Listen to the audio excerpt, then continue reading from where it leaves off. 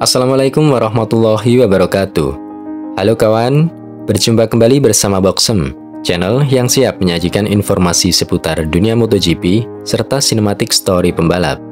Dalam video kali ini, saya ingin menyajikan informasi soal 9 insiden yang merenggut nyawa 9 pembalap ketika berjuang di tengah lintasan, serta betapa pentingnya membangun respek untuk semua pembalap tanpa terkecuali. Namun sebelum saya lanjut videonya, seperti biasa kawan, jangan lupa subscribe dulu ya, biar tidak ketinggalan informasi yang saya bagikan. Insiden pada MotoGP di sirkuit Sepang, Malaysia pada 23 Oktober 2011. Insiden berawal ketika balapan memasuki putaran kedua, dan tepatnya pada tikungan 11, di mana pada saat itu Marco Simoncelli nampak kehilangan kendali atas motornya, dan nampak posisi Marco Simoncelli bersama motornya bergeser ke sisi kanan, serta secara langsung memotong jalur balap Colin Edwards dari Tech 3 Yamaha dan Valentino Rossi bersama Ducati dalam debut perdananya. Kedua pembalap tersebut benar-benar tidak mampu menghindar dari tubuh Marco Simoncelli yang tiba-tiba berada pada racing lane mereka ketika melakukan cornering, sehingga benturan ketiga pembalap tersebut tidak bisa dihindari. Colin Edwards turut terseret bersama motor Simoncelli, sedangkan Valentino Rossi turut terbuang keluar lintasan walaupun harus mempertahankan motornya untuk melewati gravel. Marco Simoncelli dinyatakan meninggal dalam insiden tersebut, dan suasana di sirkuit pun berubah menjadi sebuah keheningan. Bahkan, sosok seorang Valentino Rossi yang selalu membawa keceriaan terlihat terpukul dan menangisi kepergian sahabat dekatnya tersebut, yang harus berakhir tragis bersamanya di tikungan 11 sirkuit Sepang, Malaysia. Insiden pada kejuaraan Moto Amerika di sirkuit Laguna Seca pada 19 Juli 2015. Insiden berawal ketika start dimulai dan para pembalap memacu motor sekencang mungkin pada tanjakan yang sedikit menikung, dan insiden mencekam itu pun terjadi pada gravel sisi kanan lintasan. Bahkan terlihat dua motor terlempar ke atas bersamaan dengan debu yang menambah keheningan. Dua pembalap asal Spanyol, yaitu Bernat Martinez dan Daniel Rivas Fernandez, menjadi korban yang tidak mampu tertolong pada waktu itu, sehingga dua pembalap tersebut dinyatakan meninggal dunia pada insiden tersebut. Insiden pada Moto2 di sirkuit Catalunya pada 3 Juni 2016. Insiden terjadi pada sesi latihan bebas kedua Moto2 Catalunya. Kejadian tragis yang merenggut nyawa Lluís Salom dari SAG Team berawal ketika pembalap tersebut kehilangan kontrol motor Kalex yang dikendarainya ketika melibas tikungan 12 pada sesi latihan bebas kedua. Analisis data telemetri motor Lluís Salom yang dilakukan oleh tim SAG, termasuk kepala mekanik Lluís Salom yaitu Bernat Bassa, membeberkan penyebab Lluís Salom kehilangan kontrol motornya sehingga menabrak dinding pembatas dan merenggut nyawanya. Analisis telemetri menggambarkan bahwa Lluís Salom melakukan pengereman lebih lambat 6 km per jam di tikungan 12. Sayangnya, Lluís Salom melakukan pengereman pada bagian aspal yang tidak rata atau bumpy, sehingga ban depannya tertekan dan kehilangan grip saat melibas aspal yang tidak rata. Kemudian hilang kontrol dan menabrak dinding pembatas sirkuit dengan keras bersama motornya. Insiden pada ajang FIM CEV Repsol Moto3 di sirkuit Catalunya pada 10 Juni 2018. Andrea Perez Manresa mengalami kecelakaan di putaran keempat kejuaraan dunia FIM CEV Repsol Moto3 2018 ketika membela tim Akademi Reale Avintia. Sesaat setelah kecelakaan terjadi, pembalap berusia 14 tahun itu menerima perawatan medis di sisi lintasan sebelum dilarikan ke rumah sakit. Sayangnya, setelah dipindahkan ke rumah sakit, segala upaya terbaik dari tim medis telah dilakukan, tetapi nyawa Andrea Perez sudah tidak bisa tertolong karena cedera otak yang serius.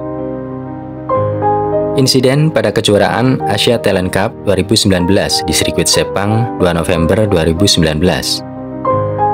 Afrizza Munandar, pembalap muda berbakat dari Indonesia tersebut, harus meregang nyawa di sirkuit Sepang, Malaysia ketika mengikuti ajang Asia Talent Cup 2019.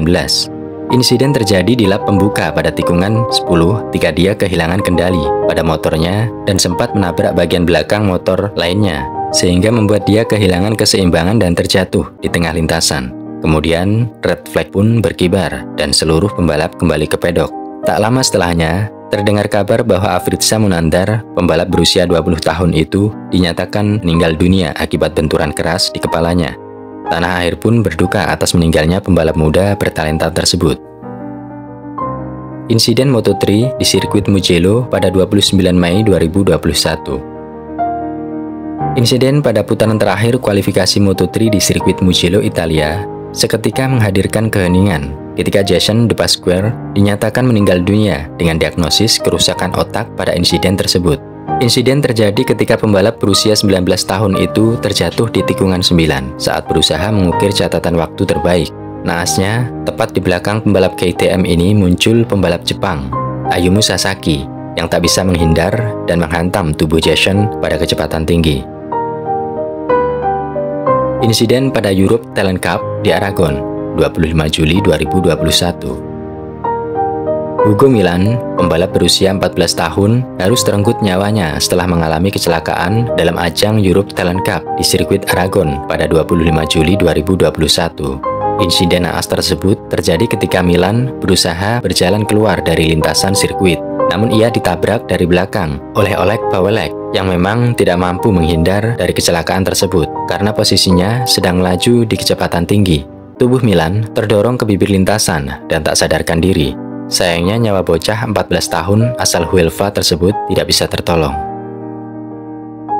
Insiden World Supersport 300 di sirkuit Jerez 25 September 2021. Sepupu Maverick Viñales dari pembalap MotoGP yaitu Dean Berta Viñales menghembuskan nafas terakhir setelah mengalami insiden tabrakan bersama 5 pembalap lainnya di tikungan 2 pada lap ke-11.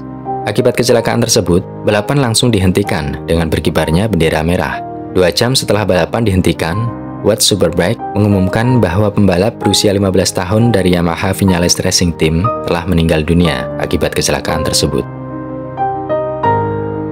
Insiden Asia Road Racing Championship 2023 di Mandalika, 13 Agustus 2023. Berita duka yang baru-baru ini terjadi di ajang balap Asia Road Racing Championship di sirkuit Mandalika, Indonesia, yaitu meninggalnya Haruki Noguchi pada insiden di tikungan 10 lap ke-7 sirkuit Mandalika. Noguchi terjatuh setelah ban depan motornya tersenggol Zakwan Zaidi yang tergelincir dan keluar dari lintasan. Sementara Noguchi terjatuh di dalam lintasan, yang kemudian terhantam roda depan motor Kasma Daniel. Kemudian pembalap asal Jepang tersebut dinyatakan meninggal dunia setelah menjalani 3 hari perawatan di rumah sakit. Jika kita berbicara soal MotoGP atau dunia balap lainnya, pasti pembahasannya tidak jauh dari kecepatan, teknologi, mesin, persaingan, pemenang, dan resiko. Namun seringkali kita lupa akan betapa pentingnya sebuah respek terhadap seluruh pembalap, baik yang kita idolakan maupun tidak. Hal ini terlihat dari pernyataan pro dan kontra terhadap pembalap satu dengan yang lainnya, yang sering menimbulkan dampak tanggapan negatif yang tidak jarang mengarah pada sebuah sikap unrespect terhadap pembalap. Perpecahan fans juga terjadi jika melihat kondisi saat ini. Salah satu contoh kasus Sepang Clash 2015, yang berujung gagalnya Valentino Rossi meraih gelar juara dunia ke-10-nya di Valencia. Ada banyak faktor dan fakta yang terjadi pada waktu itu. Salah satunya mulai terpecahnya kubu fans itu normal, tapi itu tidak baik untuk jangka panjang, kawan. Karena semua pembalap benar-benar menaruhkan nyawa mereka di atas kuda besinya, dan dengan kecepatan tinggi yang mungkin 80% pembalap membutuhkan keberuntungan, dan sisanya kendali mereka sendiri di atas motor. Salah satu contoh kejadian yang baru saja dialami Pecco Bagnaia pada race MotoGP Catalan 2023 kemarin, di mana para penonton seketika dibuat hening saat terjadi double crash di lap pembuka, tepatnya di tikungan 1 yang menyeret 5 pembalap Ducati, dan berlanjut di tikungan 2 ketika Pecco Bagnaia mengalami high set dan terbanting ke aspal. Kemudian kakinya terlindas oleh Brad Binder. Serta kejadian mencekam pada insiden MotoGP Austria 2019 yang hampir merenggut nyawa duo monster energi Yamaha, yaitu Valentino Rossi dan Maverick Viñales, sudah cukup sebagai bukti bahwa pembalap membutuhkan 80% keberuntungan. Jadi alangkah baiknya jika kita semua mulai membangun respek terhadap semua pembalap tanpa terkecuali, daripada terpecah belah dan tidak akan mendapatkan apapun kecuali sebuah penyesalan. Semoga informasi yang saya bagikan bermanfaat dan bisa menemani waktu santai kalian semua. Jangan lupa dukung selalu channel ini, kawan, dengan cara like, subscribe, share, dan komen.